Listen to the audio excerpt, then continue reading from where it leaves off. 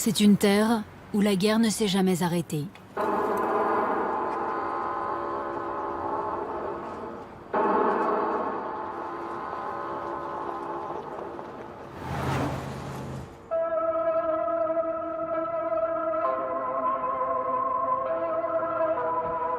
Les haut-parleurs, au nord, sonnent le réveil, chaque matin à 6 heures précises, avec la même mélodie tirée d'un opéra révolutionnaire. L'histoire d'une jeune infirmière sur le front pendant la guerre, qui cherche son général, qui l'implore de lui montrer le chemin.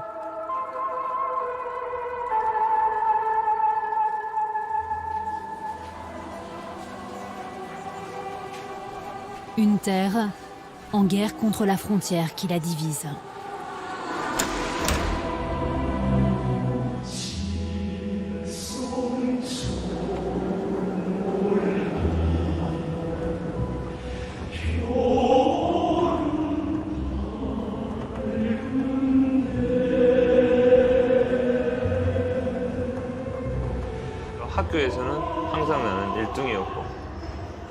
J'ai toujours été le premier de la classe. J'étais apprécié de tous les enseignants.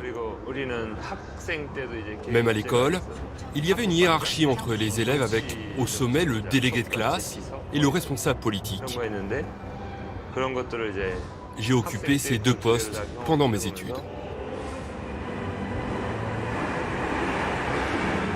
C'est comme ça que j'ai appris à donner des ordres et à gérer les gens.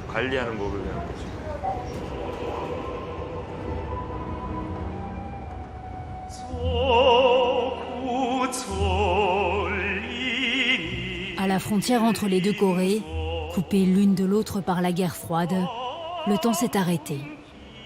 Faute d'un accord de paix, le conflit est suspendu depuis 65 ans. 6 décennies pendant lesquelles la Corée du Nord a mis au point clandestinement une arme dont seules les grandes puissances pensaient avoir le secret, l'arme nucléaire. Alors que Donald Trump, qui rêvait de désarmer Kim Jong-un en lui offrant une rencontre historique, vient d'y renoncer, que les deux ennemis reparlent de guerre, comment ce pays, au banc des nations, parmi les plus pauvres de la planète, a-t-il pu se doter d'un tel arsenal? Seuls ceux qui ont fait partie du système en connaissent les secrets.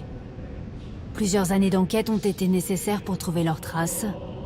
Ceux qui témoignent ont voulu nous raconter une tragédie en cours de celles et ceux voués à ramener à tout prix de l'argent dans le pays. Celle des hommes du dictateur.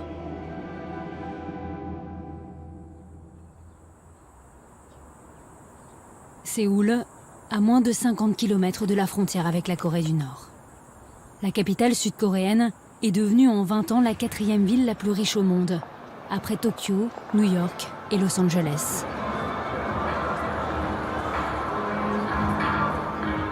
C'est là que se termine souvent la cavale de ceux qui fuient la Corée du Nord.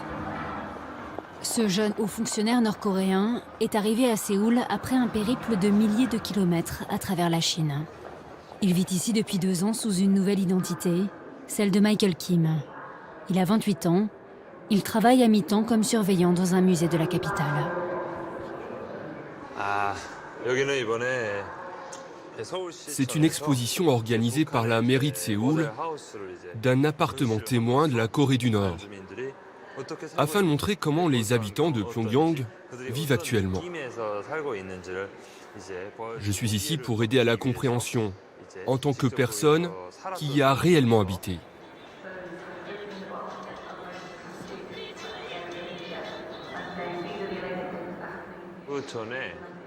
J'ai commencé ma carrière au service de protection et de sûreté de l'État. C'est la CIA de la Corée du Nord. Je travaillais au service financier et j'ai attiré l'attention. Mes compétences ont été reconnues. C'est comme ça que j'ai été recruté au bureau 39. C'était exceptionnel. J'étais le plus jeune. J'y suis rentré à l'âge de 25 ans. Le bureau 39 s'occupe de l'administration et de la gestion de toutes les activités économiques de plusieurs milliers de sociétés et d'usines créées pour faire gagner de l'argent au régime en dehors des frontières.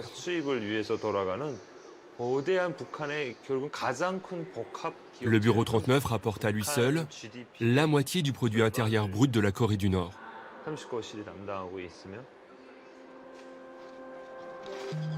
Michael a tout quitté, du jour au lendemain, sans prévenir sa famille. Il en savait trop pour pouvoir continuer à croire au régime. Il a pris la décision de nous rencontrer 3 semaines auparavant. Il espère, en témoignant un visage découvert, devenir trop visible pour pouvoir être liquidé dans l'ombre. Les témoignages d'hommes et de femmes ayant eu un rôle au sein de ce bureau 39, gardien de tous les secrets des finances de la Corée du Nord, sont extrêmement rares, car les défections sont rares. S'enfuir, c'est se mettre, mais aussi mettre sa famille, restée en Corée du Nord, en danger. Lee Mil, lui, était tout au bas de l'échelle. Un pion envoyé à l'autre bout du monde pour construire des immeubles dans le désert au Koweït. Pour moi, la question n'était pas de savoir si j'en avais envie ou pas. Le temps pressait. On espérait vite partir et avoir de quoi manger. Notre dirigeant, Kim Il-sung, est mort en juillet 1994 et dès l'année d'après, à partir de mai 1995, l'État n'a plus pu distribuer de rations aux citoyens ordinaires. Les gens ont commencé à paniquer. Et c'était la première fois que les rations de nourriture étaient coupées. Moi, j'avais une fille de 2 ans là-bas. Pour pouvoir partir, il faut être marié. Il faut aussi avoir un enfant. Et si vous n'avez pas d'enfant, on ne vous laisse pas partir. Je me suis dit, avec le salaire qu'on nous propose de $120 par mois, si je peux envoyer ça à Pyongyang, une famille de 4 ou 5 peut se nourrir pendant au moins 6 mois.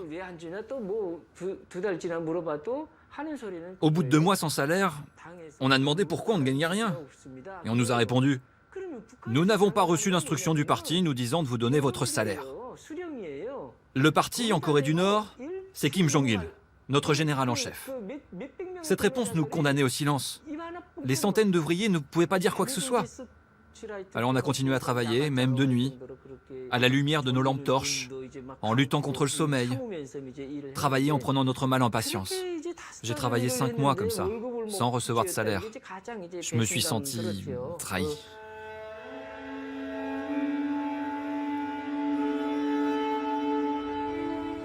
L'idée d'envoyer des travailleurs à l'étranger remonte à 1974. C'est le début d'un gigantesque réseau d'entreprises et de montages financiers clandestins mis en place dans un seul but, faire gagner de l'argent au bureau 39. Il est né lui aussi de l'autre côté à Pyongyang. Envoyé à Singapour au début des années 2000 comme représentant de la banque nord-coréenne Northeast Asia Bank, Kim Kwang-jin a fait gagner des dizaines de millions de dollars à la Corée du Nord. En 2003, soupçonné par Pyongyang de divulguer des informations sur les finances du régime, il se réfugie à Séoul, emportant avec lui les secrets des caisses clandestines de la dictature. L'ex-banquier gagne aujourd'hui sa vie en travaillant pour les services secrets sud-coréens. Il les aide à contrer ce régime, auquel il avait dû jurer loyauté éternelle. Notre mission principale est de rapporter des devises étrangères. Et cet argent gagné à l'étranger est secret, complètement secret. Le bureau 39 a été créé par Kim Jong-il. Voilà comment le système fonctionne. Toutes les sociétés nord-coréennes qui génèrent des devises étrangères sont obligées de le déclarer au Kim. Et ensuite, ils sont tenus de reverser l'intégralité de la somme en liquide. La famille Kim, Kim Jong-un aujourd'hui, et avant ça Kim Jong-il, récupère tout cet argent et ensuite le dépense en fonction de ses propres priorités.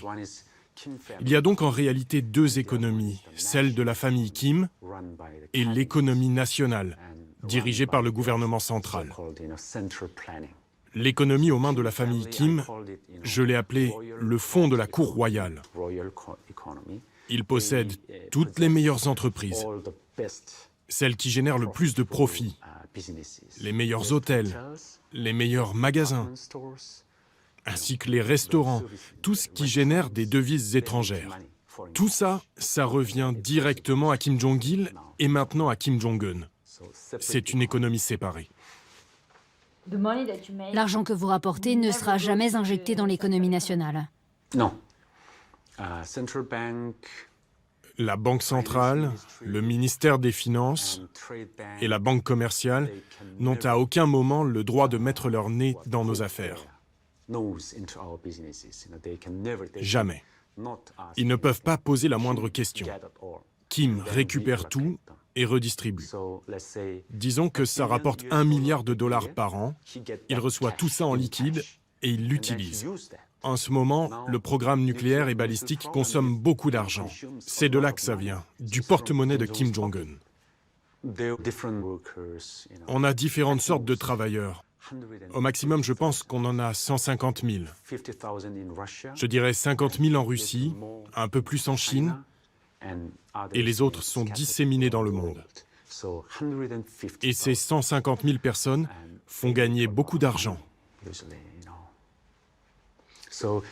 70 à 80% de leur salaire est confisqué par le régime.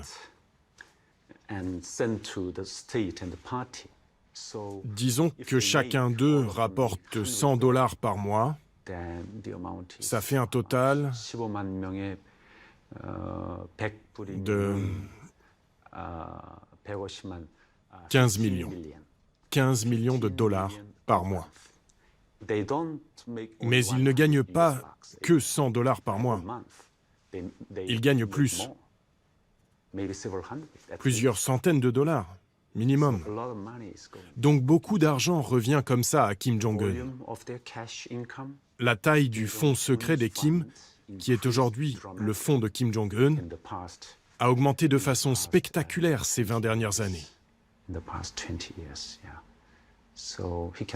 Il peut donc acheter plus de choses et continuer son programme nucléaire et balistique.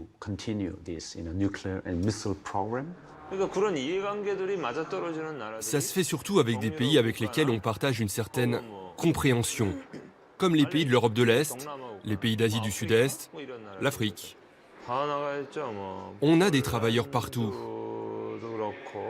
En Pologne, en Ukraine, en Ouzbékistan, en Mongolie.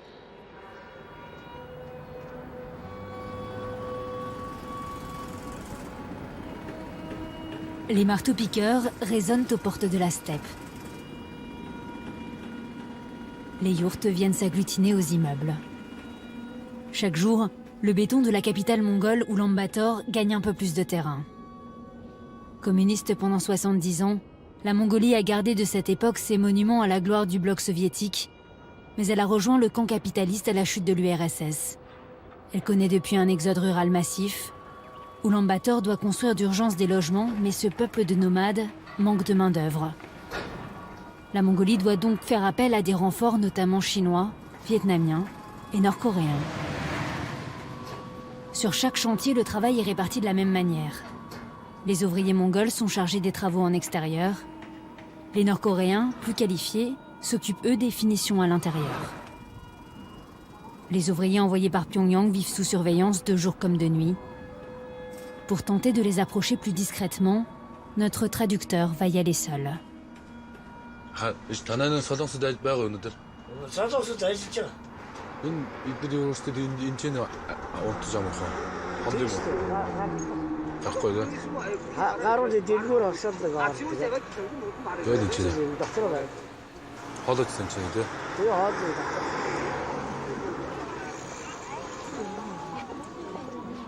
La Corée du Nord veut empêcher à tout prix que ces travailleurs entrent en contact avec le monde extérieur et découvrent une autre réalité que celle de la propagande dans laquelle ils vivent depuis toujours. Ils n'ont que très rarement l'autorisation de sortir, toujours en groupe pour se surveiller les uns les autres.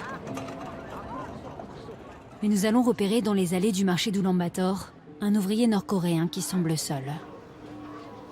좀 얘기 좀 해도 되죠? 같이 이렇게 신발 보면서. 예. 괜찮죠?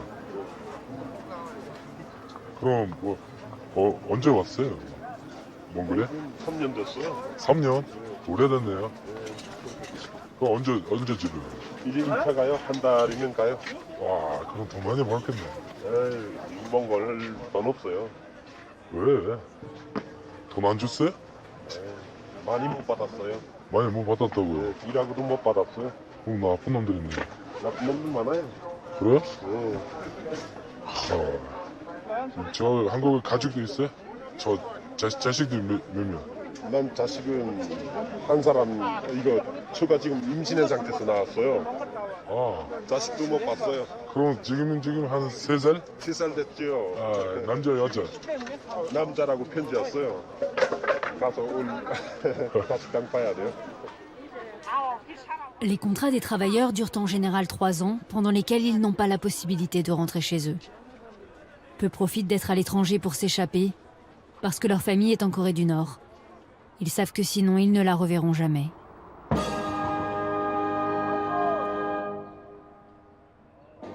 La Mongolie cautionne-t-elle la présence de ces travailleurs sur son sol? Personne, ni au sein de l'administration, ni des entreprises employant des Nord-Coréens, n'a accepté de nous rencontrer. Mais il serait 1200 dans le pays en toute légalité, invités par le gouvernement mongol. Les entreprises versent les salaires des travailleurs directement à l'ambassade nord-coréenne à Ulaanbaatar. C'est là que près de la totalité de l'argent qu'ils gagnent est confisqué par le régime.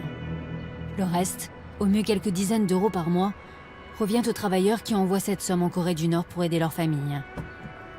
Les travailleurs des chantiers de construction ne sont pas la seule manne du régime.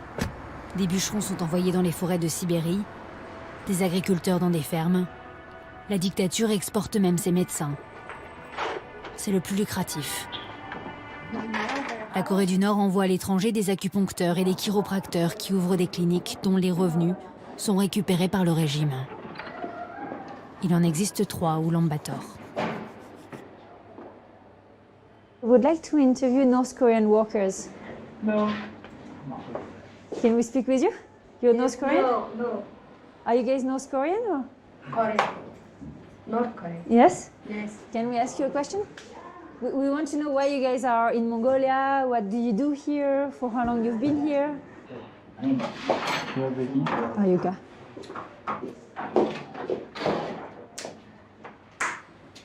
Чингээс ямар нэг юм ил эмчнэр бол тийм ярих хэрэг байхгүй юу? Ардсан солонгосын эмчнэр учраас тийм ярихгүй.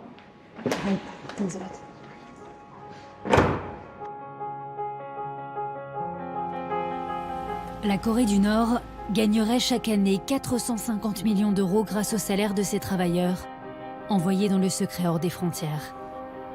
Esclaves d'un système bien rodé, dans lequel chacun ne joue qu'un petit rôle.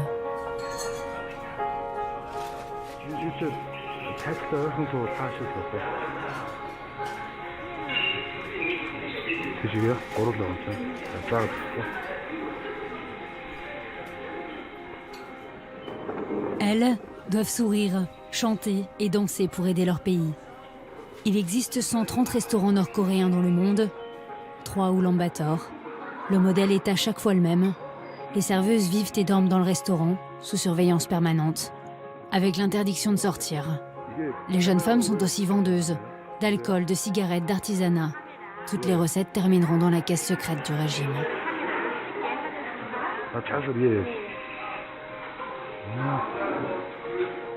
이거 얼마예요? 850달러. 850.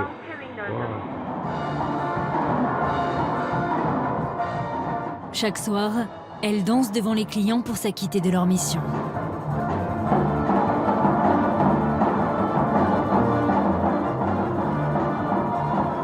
Rendre les spectateurs heureux, les pousser à consommer, à vider leur portefeuille.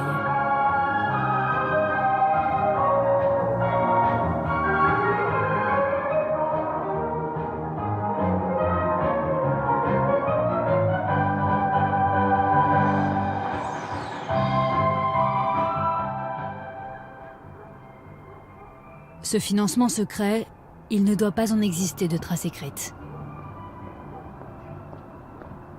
Les documents pouvant servir de preuve,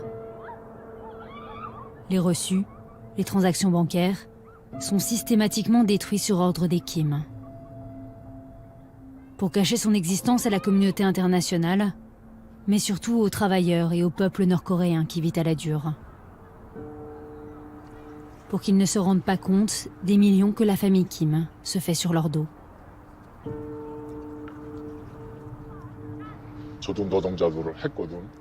Moi aussi, j'ai été ouvrier. Ça m'est arrivé de travailler pendant 6-8 mois sans rien recevoir. J'avais tellement trimé, je me suis dit qu'il fallait que je me serve à mon tour. Cet homme a vécu des années en Sibérie. Avant de s'enfuir, il était arrivé au poste de manager. Il a accepté de briser le silence dans lequel il s'était muré depuis des années de honte, dans l'espoir que son témoignage puisse aider ses anciens compagnons de labeur, toujours prisonniers du système. Les personnes qui sont au-dessus des travailleurs piquent énormément dans leur salaire. Disons que nos chefs décrochent un contrat de 10 millions. On nous dit qu'il est de 7 millions à nous les managers. Et nous, on va aller dire au contremaître qu'on l'a eu à 5 millions, en baissant encore. Même en ayant fait ça, on arrive à verser la part qu'on doit envoyer au régime. L'autre combine, c'est que s'il a été négocié que 50 personnes fassent le travail, on s'arrange pour ne faire travailler que 20 personnes, et on fait travailler le reste ailleurs. C'est comme ça qu'on peut garder pour nous une énorme somme d'argent. Les bons mois, vous réussissez à gagner combien? Quelque chose comme 20 000 $? En un mois? Oui. Savez-vous combien le Bureau 39 gagne par an? Et quelle part va au développement des missiles? Personne ne connaît précisément la réponse à cette question. Et puis c'est le plus grand des secrets. Ceux qui travaillent au Bureau 39, qu'il s'agisse du montant de la production des travailleurs du bureau, du coût de la main-d'œuvre, ou de quelque chiffre que ce soit, ils ne peuvent rien dire. S'ils en parlent... La détermination du régime à avoir à tout prix la bombe atomique remonte à 1953 pendant la guerre de Corée, parce que l'Amérique avait à l'époque brandi la menace nucléaire pour anéantir la Corée du Nord. Depuis son arrivée au pouvoir en 2011, Kim Jong-un a procédé à plus de 85 tirs de missiles et 4 essais nucléaires, 2 fois plus que son père et son grand-père réunis. À chaque essai, c'est vers la mer du Japon et l'océan Pacifique qui les sépare des États-Unis qu'il pointe ses missiles pour mettre la Californie à portée de tête nucléaire, pour que la peur change de camp, pour que jamais plus l'Amérique n'ose les attaquer. Siegfried Ecker est professeur à l'université de Stanford. Ce physicien nucléaire américain est l'un des seuls à être entré dans le complexe nucléaire de Yongbyon, qui emploie plus de 2000 travailleurs à 100 km au nord de Pyongyang. Il s'est rendu à 7 reprises en Corée du Nord, invité par le régime qui voulait que sa menace soit prise au sérieux. Je suis allé pour la première fois en Corée du Nord en 2004. Les Nord-Coréens avaient décidé de nous montrer leurs installations nucléaires de Yongbyon, et voilà ce qu'on a vu. Ensuite, nous sommes allés dans une salle de réunion avec le directeur Ri Yong-sop, et il nous a dit « Est-ce que vous voudriez voir notre produit ?» J'ai dit « Vous voulez dire le plutonium ?» Et il a dit « Eh bien, oui !» Il est allé faire un signe dans le couloir, il s'y était très clairement préparé, et ils sont entrés avec une boîte métallique rouge d'à peu près cette taille. Ils l'ont ouverte, ça ressemblait à du plutonium, mais je n'avais aucun instrument de mesure avec moi. Je n'avais que mes yeux et mes mains. Quand vous tenez du plutonium dans vos mains, c'est très dense, presque 2 fois la densité du plomb. Donc ça devait être lourd, et deuxièmement, le plutonium est radioactif. Donc il doit être chaud. J'ai pris le plutonium dans ma main. Il était à la fois lourd et légèrement chaud. On n'est sûr de rien, mais disons qu'à l'heure qu'il est, ils ont probablement de quoi faire entre 25 et 30 bombes. Et puis il se trouve que la Corée du Nord a assez d'uranium dans son sol pour fabriquer autant de bombes qu'ils le souhaitent. Ils n'ont pas à se le procurer ailleurs. Et le sort a voulu que la Corée du Sud n'ait pas d'uranium. Tout est au nord.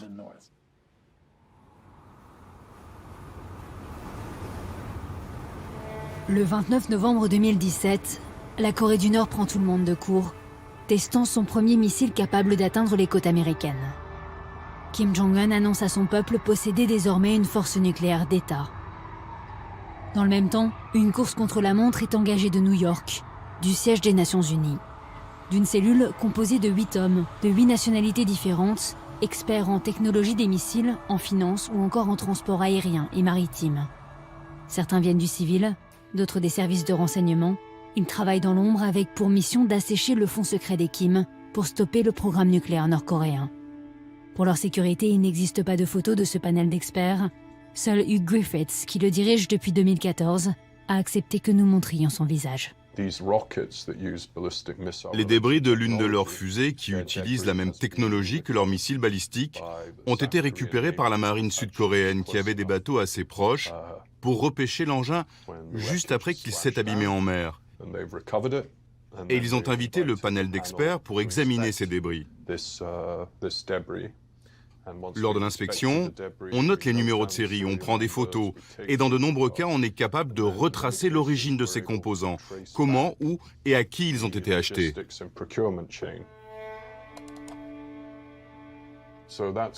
Voilà la fusée, et voilà ce qu'il en reste. Ça, c'est un des propulseurs. Vous voyez, ils sont assemblés ici tout autour.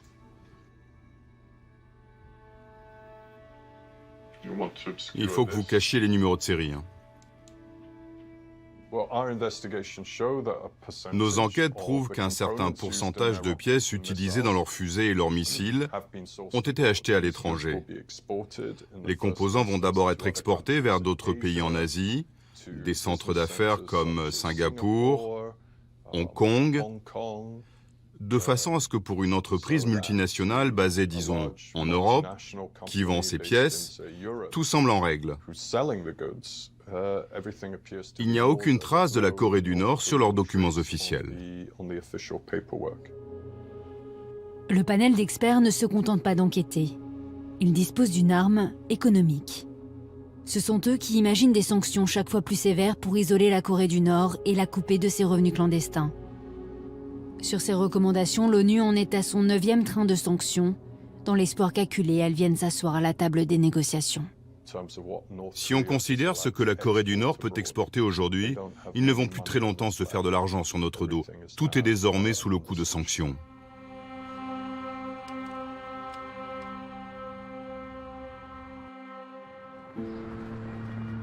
Nous attendions l'autorisation officielle de nous rendre en Corée du Nord depuis 5 mois. Elle va arriver fin mars avec le réchauffement des températures. Les diplomates nord-coréens ne voulaient pas que nous filmions en hiver, de peur que des coupures de courant n'émaillent le voyage. Nous avons obtenu la permission d'entrer en Corée du Nord en train, depuis la Chine et la ville frontalière de Dandong. Nous entrons dans ce pays hors du temps, hors du monde, depuis 1953.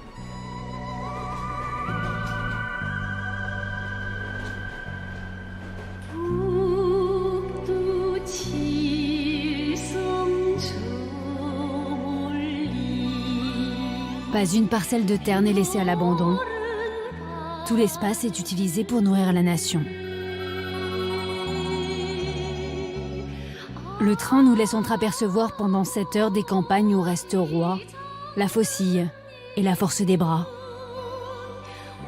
La région que nous traversons concentre la plupart des installations nucléaires. Les rails passent à proximité de 3 mines d'uranium, de plusieurs complexes souterrains et du centre de recherche nucléaire de Yongbyon, construit avec l'aide de l'URSS dès 1965, le cœur du programme.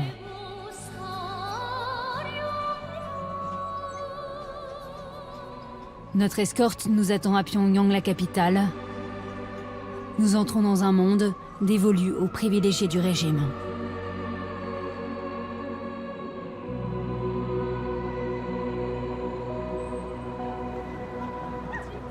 Ces rues, ces avenues, sont réservées à 3 millions d'habitants. 10% de la population choisie parmi les plus fidèles. Il faut un laissez-passer pour entrer dans la ville. La mission des 2 guides qui nous encadrent du matin au soir est de nous montrer qu'en dépit des sanctions des Nations Unies, Pyongyang n'est plus la capitale figée d'un pays à l'économie moribonde dont la population souffre. Et ce grâce aux nouveaux héros de la nation, les scientifiques. Cet architecte a étudié 8 ans en France. Il a passé 1 an en Franche-Comté où il a appris le français avant de poursuivre ses études à l'École nationale d'architecture de Paris-Belleville. Il est rentré en Corée du Nord en 2010 et est aujourd'hui l'un des meilleurs architectes de la capitale, chargé de construire des gratte-ciel pour cette nouvelle élite. Ici, ça a été construit au moins de 8 mois, même pas un an. Et voilà, c'était une période très difficile économiquement pour les Coréens, mais voilà, ils ont construit complètement. On veut montrer qu'on peut vivre et on peut se développer et on peut tout faire nous-mêmes. Voilà, donc c'est très important le développement de science. En fait, la science, c'est vraiment le domaine le plus important pour le développement nous-mêmes, en fait. Ici, les habitants, ils ont tous des gens qui s'occupent dans un métier, en fait, sciences et technologie, et les enseignants, tout ça.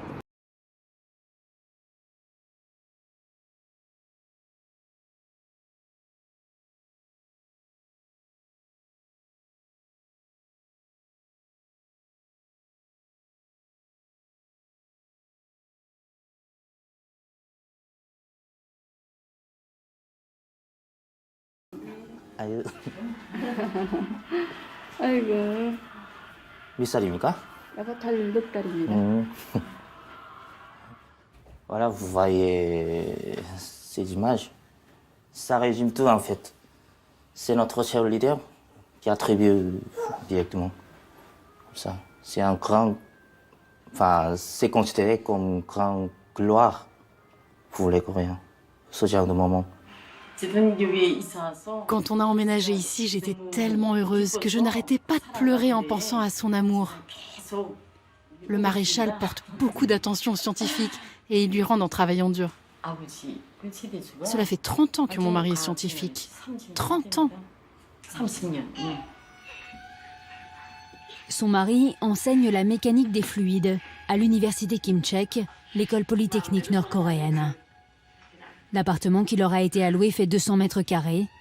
Les meubles sont aussi offerts par le régime. Tous, à Pyongyang, ne sont pas logés dans ces tours modernes.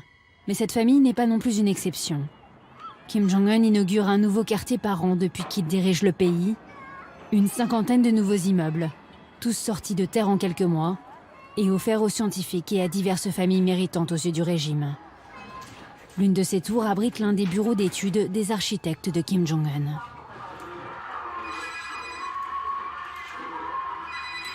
이런 소감이 이래도? 네, 수고합니다. Il y a de plus en plus de projets à faire. Il y a tellement de projets. Il manque toujours des architectes ici. Donc même ici, c'est un grand, énorme chantier, on peut dire. Toutes les personnes, ils ont 2 ou 3 projets au moins.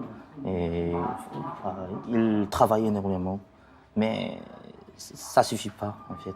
On passe l'année blanche. Et avec la situation internationale à l'heure actuelle et les sanctions, ça ralentit les chantiers? Non, pas du tout. Tu vois pas du tout ce qui est influencé dans le domaine de la construction. En fait, quand j'étais en Europe, je vois beaucoup de chantiers qui s'arrêtent immédiatement, juste après la crise. Mais ici, moi, je vois pas du tout. Enfin, les chantiers continuent, même il y a de plus en plus de projets à faire. On a peur de rien. On avance quand même.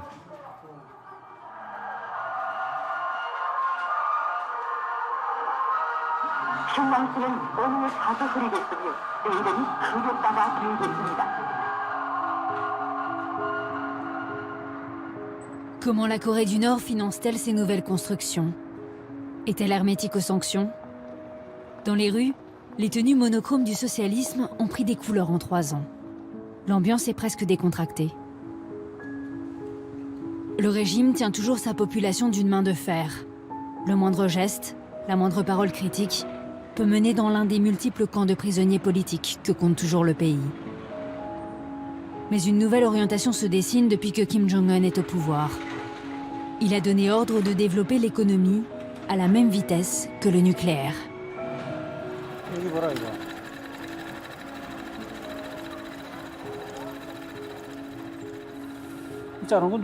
Qui a coupé tout ça? Regarde pour couper là. Là en bas, il faut couper droit. Regarde, ce n'est pas droit.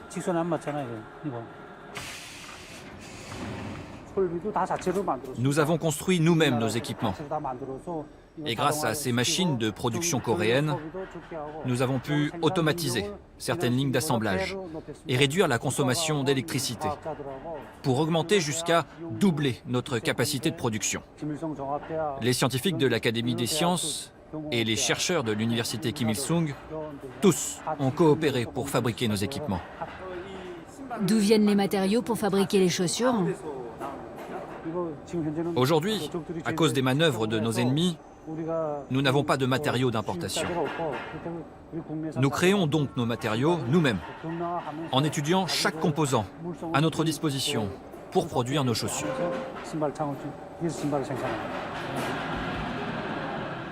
La clé de l'embellie économique tiendrait en deux mots: innovation et adaptation.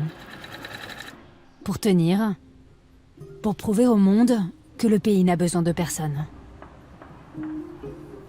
Nous avons des panneaux solaires qui couvrent la quasi-totalité des toits de l'usine, vous voyez. Ils peuvent produire jusqu'à 400 kW d'électricité. Notre usine peut fonctionner avec une puissance de 300 kW seulement. Ce qui veut dire qu'avec la seule électricité de nos panneaux solaires, nous pouvons faire tourner nos usines même dans un contexte de sanctions et de fermeture, sans aucun souci. Dans chaque secteur de l'industrie, Kim Jong-un a fait construire une usine modèle, comme cette usine de chaussures. Toutes ont une salle de contrôle informatisée, en lien direct avec les universités et les centres de recherche de la capitale. Ces usines devraient être ensuite répliquées dans le reste du pays.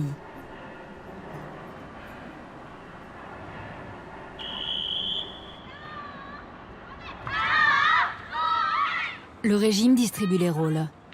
Tout est pensé, planifié, jusqu'au destin des hommes.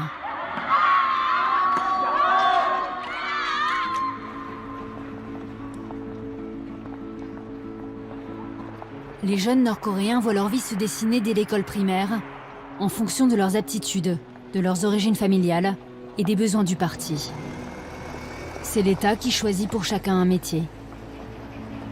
Beaucoup sont envoyés gonfler les rangs de l'armée nord-coréenne et son million d'hommes. Le service militaire obligatoire dure 7 ans. Ceux qui réussissent à intégrer l'université Kim Il-sung, la plus prestigieuse du pays, en sont généralement exemptés. C'est ici que sont formés les ingénieurs, mais aussi les futurs économistes, banquiers, hommes d'affaires. La relève du bureau 39.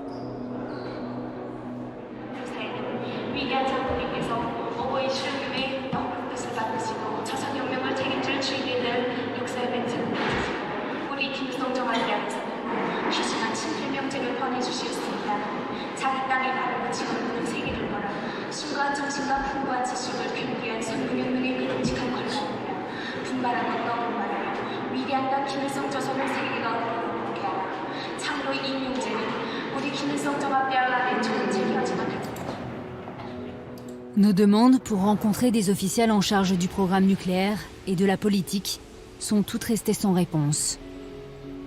Mais nous avons obtenu, juste avant de quitter la Corée du Nord, une entrevue à l'Académie des sciences sociales de Pyongyang, avec l'un des principaux économistes du régime, le professeur Ri Ki-song.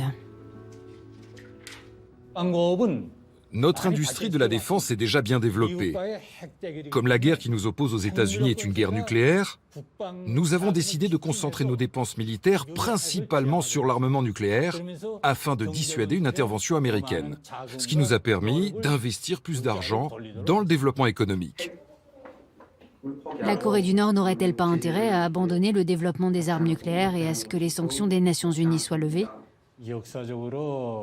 C'est un enjeu qui nécessite une compréhension profonde de l'histoire. Les États-Unis nous ont déclaré la guerre le 28 juin 1950. 3 jours après, en passant une loi sur le contrôle des exportations, ils ont bloqué toutes les exportations en provenance de Corée du Nord. La même année, en décembre, ils ont passé une loi pour nous désigner comme pays ennemi et nous empêcher tout commerce. Cela veut dire que même à l'époque où nous n'avions pas d'armes nucléaires, les États-Unis n'avaient de cesse que de nous suffoquer économiquement. Il n'y a qu'en étant supérieurs aux Américains avec nos armes nucléaires que nous pouvons assurer un développement économique. Maintenant qu'ils ne peuvent plus nous menacer, même avec leurs armes, nous sommes enfin en mesure de procéder au développement économique sans inquiétude. Qu'est-ce que vous en pensez?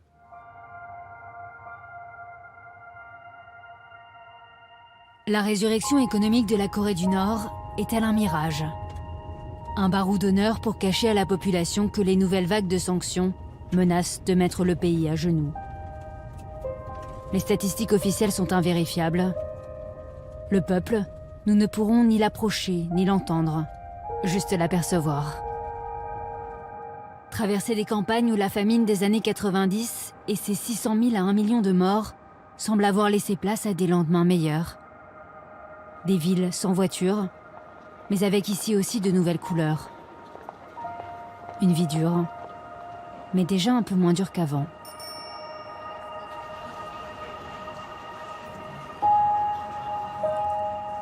De son enfance passée en partie sous une fausse identité en Suisse, Kim Jong-un a-t-il ramené des rêves de modernisation et d'ouverture? Fort de sa bombe nucléaire qui le protège hors des frontières, le jeune dictateur assoit son emprise dans le pays. Là où ses ancêtres érigeaient statues et palaces, lui se veut bâtisseur de patinoires, de bowling, de piscines, de musées d'histoire naturelle, de parcs d'attractions. Plus seulement pour les élites. La culture, le progrès scientifique et économique, opium d'un peuple qui a encore du mal à y croire, pour que cette troisième génération de dictature dure. Signe des temps ce soir, les couleurs de la Corée du Nord brillent pour la première fois dans la nuit désormais illuminée de Pyongyang et ses nouvelles tours. La Corée du Nord reçoit-elle de l'aide? La Russie et surtout la Chine sont régulièrement accusées de jouer un double jeu, de voter les sanctions des Nations Unies sans pour autant que le commerce ne cesse, parce qu'ils n'ont ni l'un ni l'autre intérêt à un effondrement du régime de Kim Jong-un. Le fonds secret de la Corée du Nord continue d'être alimenté grâce à une multitude de combines ingénieuses, jusque dans les endroits où on s'y attendrait le moins. Berlin, au cœur de l'Europe.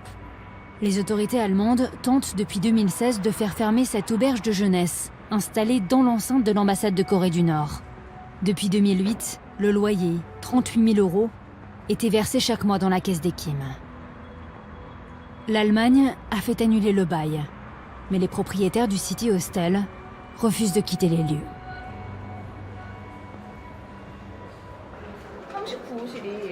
Savez-vous si le bureau 39 gagne de l'argent en France ou en Allemagne? En France ou en Allemagne, bien sûr. Dans ces pays, il n'y a pas de main-d'œuvre. La loi est trop puissante. Mais il y a de l'argent là-bas. Des fonds. On fait de l'achat et de la vente de biens immobiliers. Pour les louer et pour faire de la spéculation. Parce que dans ces pays-là, si on fait des affaires en montrant ouvertement que notre société est une entreprise nord-coréenne, on a tout de suite le droit à une enquête fiscale. On fait de la location d'appartements, personne ne sait qui est le propriétaire. On n'a plus qu'à récupérer les loyers. Connaissez-vous des noms d'entreprises? Je ne peux pas vous les donner, parce qu'au moment même où je vais les nommer, elles se retrouveront immédiatement sur la liste des sanctions. Bien sûr, la Corée du Nord est un mauvais État dictatorial. Mais ceux qui y sont dévoués, comme moi ou mes amis, voire les supérieurs hiérarchiques, ne font que leur travail. Peut-être que ce qu'ils font pour mener à bien leur mission est mauvais, mais ça ne veut pas dire qu'il n'existe pas de code éthique entre nous. Gagnez-vous de l'argent aux États-Unis? Je n'ai pas vu de cas aux États-Unis. En revanche, on fait tout pour leur dérober de l'argent, oui. Pour ça, nous avons une technique, le piratage informatique, avec des logiciels de rançon, par exemple.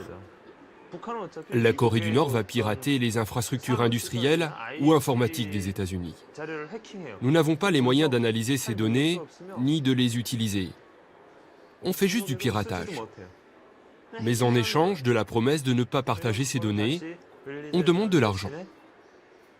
La Corée du Nord est une preneuse d'otages de données informatiques.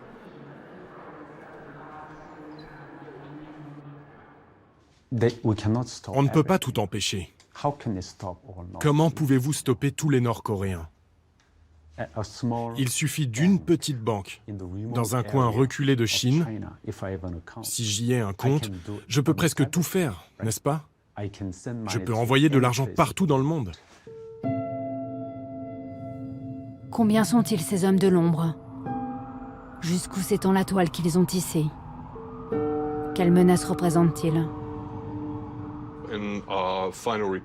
Dans notre dernier rapport au Conseil de sécurité, nous avons apporté les preuves que des armes nord-coréennes et des programmes d'entraînement militaire clandestins étaient présents dans une douzaine de pays d'Afrique et du Moyen-Orient. Au Mozambique, un des contrats que nous avons vus valait 6 millions de dollars. En Tanzanie, le contrat était d'un montant similaire en euros. Un peu plus, si je me souviens bien, peut-être 12 millions. Ils font ça uniquement pour l'argent. Le problème avec les missiles balistiques, c'est que cette technologie n'a pas été fournie à tous les pays qui la voulaient. Donc les Nord-Coréens ont comblé ce vide.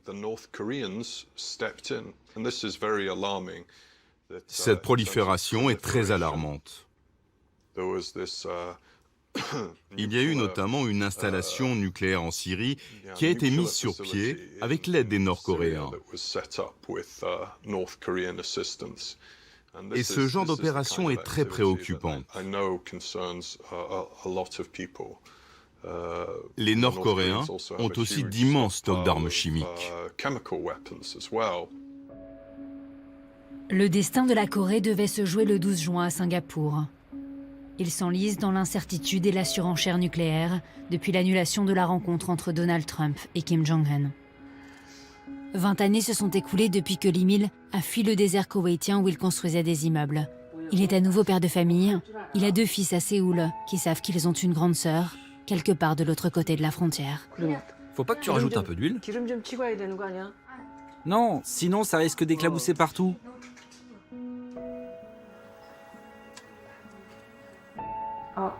Avez-vous eu des nouvelles de votre famille depuis? Rien du tout. Je n'en ai pas eu. Je me dis, qu'est-ce qui a fait de moi une personne pareille? Si ce régime était normal, je ne serais jamais parti. Ce système erroné a façonné le choix terrible que j'ai fait. Pour ne jamais oublier leur famille et leur peuple qu'ils ont laissé derrière eux, les réfugiés se retrouvent une fois par mois dans une paroisse de Séoul. Orphelins de celui qui leur avait été imposé comme guide, beaucoup se tournent vers Dieu pour donner un sens à leur vie.